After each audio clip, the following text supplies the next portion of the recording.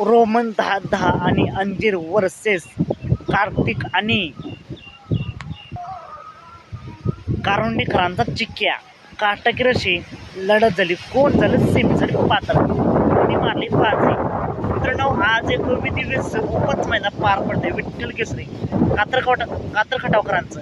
आणि या मैदानातील गट क्रमांक 9 सुटला. या गट क्रमांक 9 मध्ये मित्रांनो 2 गाड्या टॉपच्या होत्या.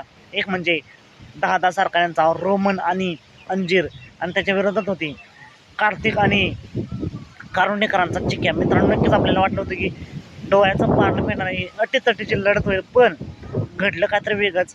सुट्टा निकाल घेतलाय चिक्क्या आणि कार्तिकनं, आणि अंतरात हार झाली या 10-10 सरकारांचा रोमन आणि अंजीर. असूनही मित्रांनो, खेळ म्हणले हार जीत होत असते. कोणीतरी हारणार, कोणीतरी जिंकणार.